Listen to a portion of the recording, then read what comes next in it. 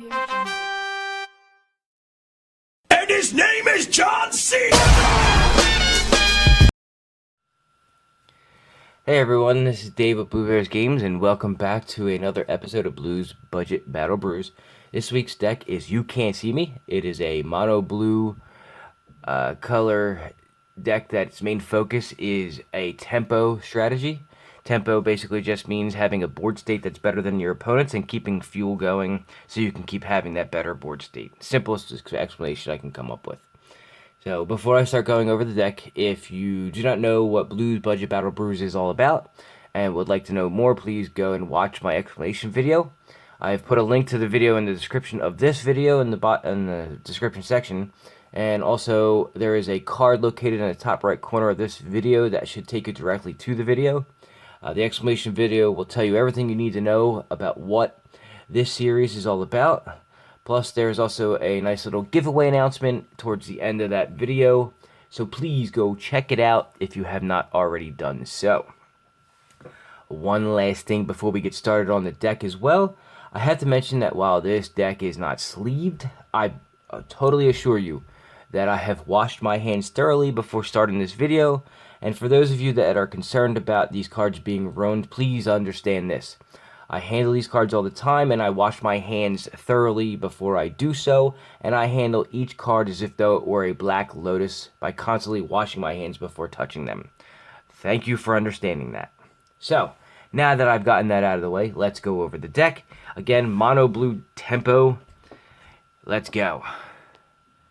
Let me zoom out a little so you can see what I'm doing here. Alright, so we start off. There's a theme here, whereas all the creatures, for the most part, have the ability not to be able to be blocked. So we start with a Mistcloak Herald, 1 to cast 1/1. It can't be blocked. Escape Artist, 2 to cast 1/1. That can't be blocked, but if you pay a blue and discard a card, you can return it to your hand. That is a built-in safety valve so that you can, if it's destroyed in some way, shape, or form beforehand, you can just return it to your hand. Flisterstep Eidolon, again, it's a 2 to cast 1/1 that can't be blocked, but it has the Bestow ability, which means for a blue and 5, you can enchant any creature on the board, and it gives it +1/+1, and it also can't be blocked. And if that creature decides, or not decides, it doesn't decide. If for some reason that creature is destroyed, this falls off and turns into a 1/1 that can't be blocked as well. 2 of those. Fogwalker, while it does not have the ability that it can't be blocked, it does have Skulk. It means it can't be blocked by creatures with greater power. It starts as a 1/3, so anything that has a greater power than 1 cannot block it, and with a 3 toughness, that's actually pretty good. That means that it'll never be able to be blocked by anything that can kill it, unless, of course, they have combat tricks. The main reason for these, and there's a place that a Fogwalker's in here, is to keep up with tempo. So to be able to cast a 1/3 for 2, it also has the ability that says when it enters the battlefield, target creature an opponent controls doesn't untap during its controller's next untap phase. So that keeps the tempo going so you can get in attacks while they're stuck tapped. Aether Figment, again another 2 to cast 1/1, has a kicker of 3 though. It also can't be blocked, and the kicker is what makes this interesting. So tempo means that you want to always have the advantage, and you're not going to have the advantage with a bunch of 1/1s. Let me just get that straight right off the bat. But the Aether Figment helps you because with the kicker, later in the game, you can actually make it come into play with 2 +1/+1 counters. So it's a 3/3 unblockable, so that kind of speeds the clock up a little bit for your opponent. Latch Seeker is a 3/1 unblockable for 3. And of course, there's the Phantom Warrior, that's a 3 to cast 2/2. The reason for both of them is because depending on how you're playing and what you're playing against, Latch Seeker is better because it's a faster clock, but it has a 1 toughness, and any mono red player out there will just bolt it off the ground.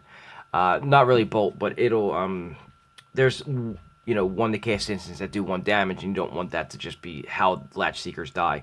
So Phantom Warrior has the 2 toughness to keep it alive so you can keep doing damage. The first of the rares is Aetherling. It's a 6 to cast 4/5, and it has 4 abilities. First ability is to be able to save itself, kind of like the, what's this one here? Yeah, I forget the name. Escape Artist has the ability to return itself to your hand. It's to save it. It's a safety valve, so it doesn't die and it can come back and stay in play. So for Aetherling, it's a blue. Exile it, then return it to the battlefield under its owner's control at the beginning of the next end step. For a blue, it also becomes unblockable, which is the theme of this deck. And then for 1, there's 2 abilities here you can do for colorless. It's give it +1, -1, or -1 and +1 until end of turn. Obviously, on the +1, -1, you can only get it to an 8/1. For the other ability here, the -1, +1, you can do it until infinite, however much mana you have, so it can get a bigger and bigger ass. It doesn't really matter. To keep up with the tempo, I went with Curious Obsessions. It gives a +1/+1 bonus to a creature, and then whenever this creature deals combat damage to a player, you may draw a card, but the downfall is that if you didn't attack with that creature, this falls off. It keeps the tempo going, so if you have 1 or 2 on a creature every time, and remember, they all are unblockable for the most part, so you're going to get the damage through. It helps fuel your hand so you can get a better board state to keep the tempo going. Unstable Mutation is an old school style way of buffing your creatures. The old Flying Men was the first deck that was able to use these very, very well. They were 1/1 flyers. These are 1/1 unblockables, and with huge buffs for 1 blue, it's a great way to get damage in fast. So if you don't really care about your Mistcloak Herald, which you won't, you can, first turn Herald into an Unstable Mutation is 4 damage turn 2.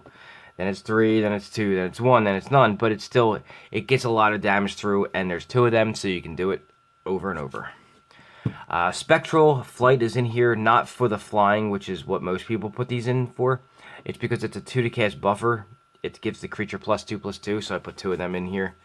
Cartouche of Knowledge is in here for the buff, not the flying. Again, the flying doesn't matter in this deck. It's because you can draw a card with it. It's to keep the tempo, so you want to fuel your hand to keep putting stuff out. So it's a buff for +1/+1. Flying is just irrelevant, and then it draws a card when it comes into play.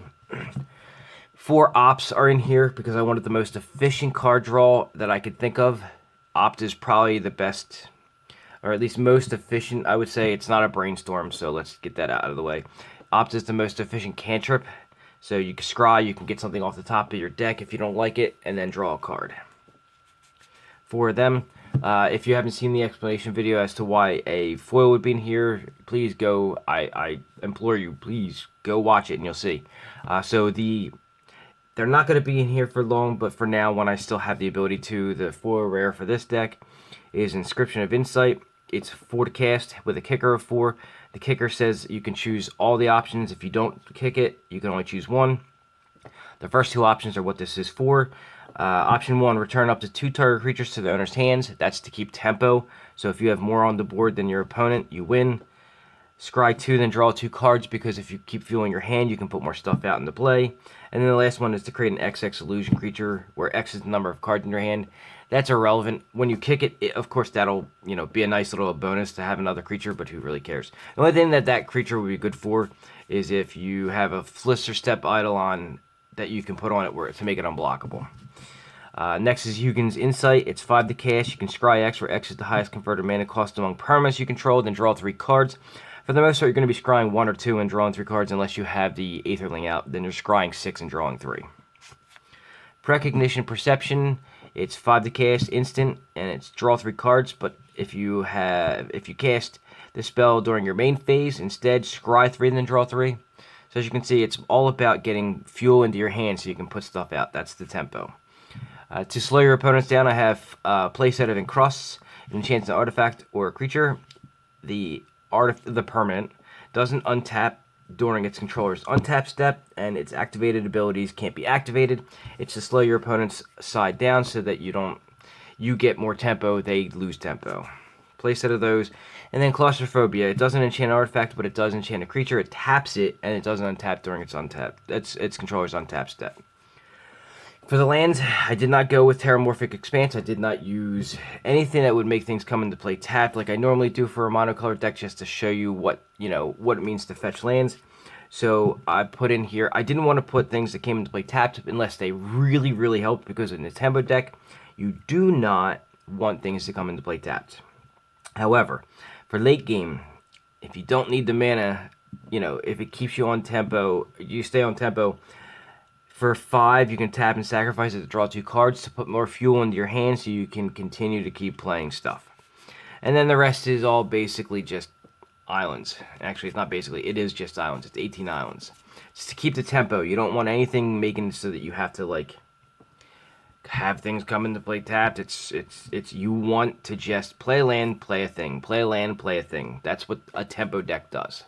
So that is the mono blue you can't see me tempo deck. All right. Now for my tip of the week, we're going to go over combo versus synergy. All right. So let's go over that. It's going to be a simplified version, but it's going to give you the information you need. So we're going to do synergy first. In Magic, synergy is simply the realization and concept that certain cards are more effective when played with certain other cards. Those cards, generally speaking, can function well by themselves, but because of the synergy, produce more together than when they are played alone. All right? So, for example, Curd Ape and Taigas. Curd Ape costs 1 red mana, and Taiga taps. It's a forest and a mountain. It taps for a red so you can play the Curd Ape, but it also counts as a forest, so Taiga synergizes with Curd Ape very well. It can cast it while also counting as a forest to give it the buff, okay? The same is also true for something like Loam Line and Savannah. Savannah counts as a forest and a plains, just like the Taiga counts as a forest and a mountain. It taps to add a white so you can cast a Loam Line while also giving it the buff. That is synergy. Those are both examples of what synergy are between cards. And while that's great, they're not game breaking. So combo is game breaking. So let's go over combo real quick. In Magic, combo is a set of 2 or more cards that when played together either wins the game or locks your opponents out of winning the game. The two get confused all the time, synergy versus combo. The reason is that while combos inherently have synergy, not all synergies are combos like what I described earlier with the Curd Ape and the Taiga. Now, usually, unless interrupted in some way, shape, or form, combos will win you the game outright, while synergies just make other cards better and can help you win the game. Sure, they actually may eventually win you the game, but they don't always. Some examples of good combos, or actually just combos in general, first one is Exquisite Blood and Sanguine Bond. Once both of those cards hit the table, all it takes is a point of damage or a point of life, 1 point of life gained to set off an infinite chain reaction that will drain your opponents of all their life points while simultaneously giving you all those life points. So that's one example. Another example of a combo would be Mind Crank and Dusk Mantle Guildmage. This combo, once started, will mill your opponent's entire library and drain all of their life points at the same time. And I'll have both, by now you should have seen, I have all these different things up on the screen so you can see. There are so many different combos in Magic, and like I said earlier, if not interrupted, they will win you the game right on the spot. So keep removal handy no matter what format you're playing, because you never know what tricks your opponent has up his sleeves. Or her sleeves. So that is my tip of the week. Just if you want to replay that over and over just so you can see the differences and see the examples that I give, it'll be up on the screen for you if you haven't seen them already. All right, so thank you for taking the time to watch and learn about this little fun brew. Please remember to show your support for the channel and for myself. You can do a couple things. 1, you can like the video. 2, you can subscribe to the channel. And if you have not done so yet, of course. And 3, you can share it out through your various platforms. You got your Twitter, your Facebook, all that, Instagram, stuff like that. Whatever's at your disposal. Specifically, I'd like for you guys to share it out to anybody who may be interested in a deck like this. Whether it's to learn about the build or possibly even to, maybe interested in purchasing something like this. Speaking of purchasing, if you or someone you know may possibly be interested in that, the pricing for all of my Blues Budget Battle brews is quite friendly.